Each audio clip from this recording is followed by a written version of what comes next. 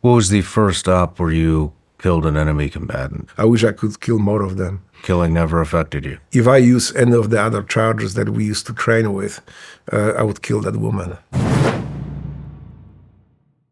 And this is where I learned that not everything that we learn in the breaching school actually works like that. Some of the breaching charges, for example, I don't want to go into details here, were not very effective, were not, or were outright dangerous to not so much to us, but to people on target.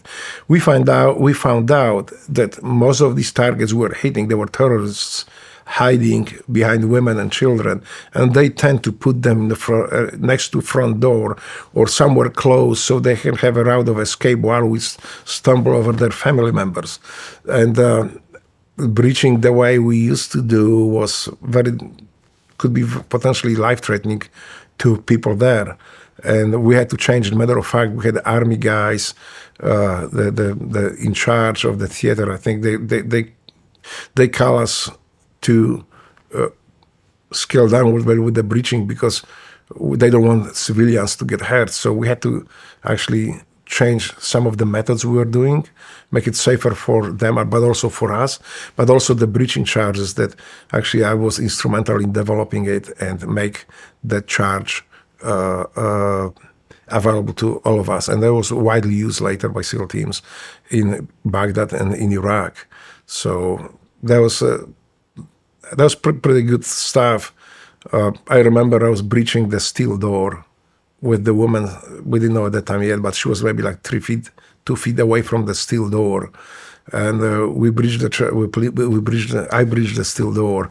Went inside, she was uninjured. Well, we trampled over her because she got scared and fell down on the floor. As we rushed into the apartment, to that house, we trampled her a little bit, but otherwise she was untouched. If I use any of the other charges that we used to train with, I would kill that woman. So for me, it means a lot too that I contribute not only to killing these people, but bad guys, but also to saving those lives that were innocent on target. What was the first stop where you killed an enemy combatant? That was we breached those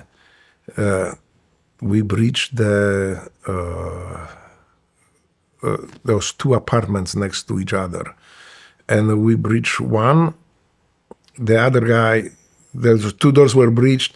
The one guy was kind of jumped away to there were the holes pre-made in the opposite wall in the long hallway. And when we went in, just like it just happened, the guy was just standing next to me, so just get rid of him. The another one was in the Humvee. We were driving, I think we were driving back to base, and there was a vehicle came in and just like trying to pull next to us, and he just didn't want to stop, didn't want to back out.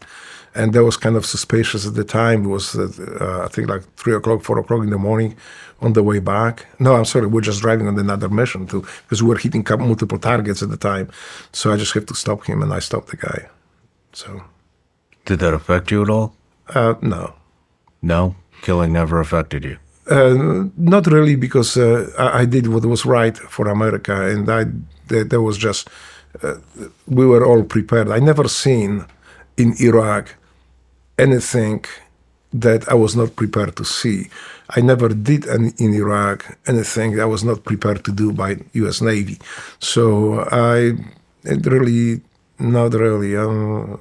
that didn't bother me at all. I wish I could kill more of them.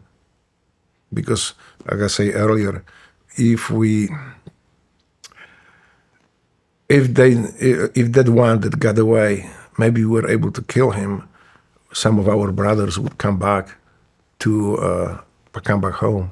Maybe that was that guy who got one of us. So that weighs in me. Sometimes at night I think about those who got away, and I would like to kill. So you guys were doing multiple targets a night? Yes. Sometimes at night, sometimes daytime. Hitting daytime targets too. It depends, like our missions were dictated by the circumstances. So if we need to get somebody, it was the only chance to get him at daytime. We did that daytime hit and got the guy.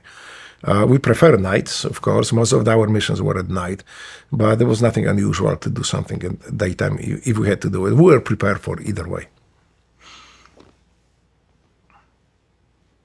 You guys did over 100 direct actions? Mm-hmm. In what amount of time? Was it? What amount of time? Well, the How time frame? much time? Yeah.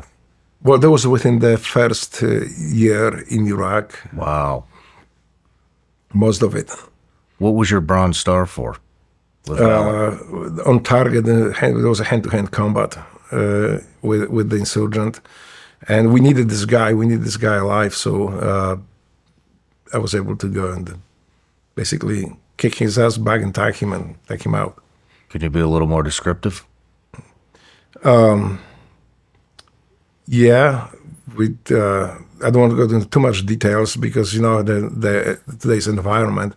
But basically, he tried to move away. We need to go stop him, and I was on the way. So when he rushed through me, he didn't make it, and he ended up actually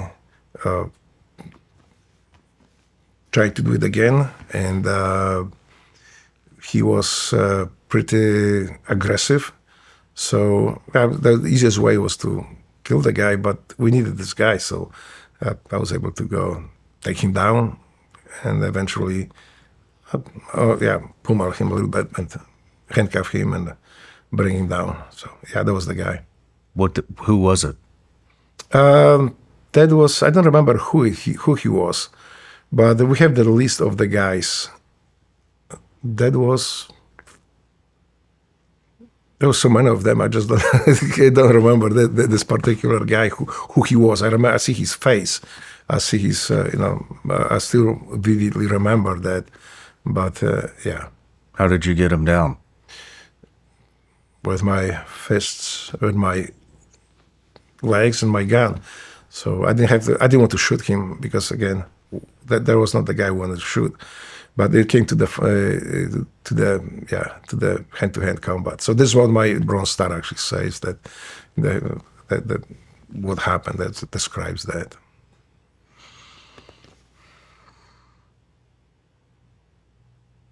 And how many times did you go to Iraq? I went there 3 times back to back. So I spent the year first on first deployment, came back, but there was another SEAL team coming out, and they were slated to work with Grom as well. No matter where you're watching Shawn Ryan Show from, if you get anything out of this, please like, comment, subscribe, and most importantly, share this everywhere you possibly can. And if you're feeling extra generous, please leave us a review on Apple and Spotify podcasts.